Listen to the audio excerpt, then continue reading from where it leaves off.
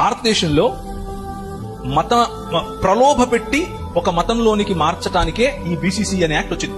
మళ్ళీ చెప్పనా, ప్రలోభ పెట్టి ఒక మతంలోని ఉంచటానికి ఈ రాజ్యాంగంలో ఉన్నటువంటి ఈ సవరణ జరిగింది. అంటే హిందువుగా నువ్వు ఉంటేనే నీకు ఎస్సీ ఎస్టీ రిజర్వేషన్ ఉంటుంది అని చెప్పేటటువంటి ఈ ఆలోచన ఒక ముగ్గు. ఆ ముగ్గులో బడుగు బలహీన వర్గాలకు చెందిన వారు క్రైస్తవులవ్వకుండా బలవంతంగా ప్రలోభ పెట్టి గవర్నమెంటే వాళ్లను ఒక మతంలో ఉంచుతోంది. మళ్ళీ లేదు, ఓసీలు మార్చట్లేదు బీసీసీ. నేను రిజర్వేషన్స్ గురించి మాత్రమే మాట్లాడుతున్నాను.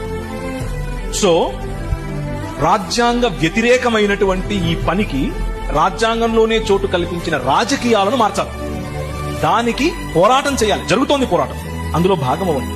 అంతేకాని తల ఒగ్గి మీరు అవునా అది చెప్పిందా అయితే నన్ను కూడా ఇలాగే అడిగారు. నేను మా పిల్లల్ని తీసుకెళ్లి జాయిన్ చేయడానికి వెళ్ళాను స్కూల్లో. సార్ మీ కులం చెప్పండి అన్నాడు. ఎందుకు నీకు అన్నాను. రాయాలి సార్ అన్నాడు. నాకు లేదురా అన్నాను. అటెండ్ సార్ మీరు చెప్పాలి సార్, మీరు ఒప్పుకో. నాకు లేదండి, మీకేంటి ప్రాబ్లము? లేదు సార్ పిల్లలకు చాలా ప్రాబ్లం అవుతుంది సార్ రేపు అన్నాడు. నా పిల్లలకు కదా ప్రాబ్లం, నీకేంటి ప్రాబ్లం? నేను చెప్తున్నాను నాకు కులం లేదని, నువ్వు జనరల్ అని రాయి అక్కడ అన్నాను. సరే సార్ మీ ఇష్టం అన్నాడు, రాశాడు. ప్రతిఘటించడం నేర్చుకోవాలి. తల ఒగ్గేంత వరకు ఈ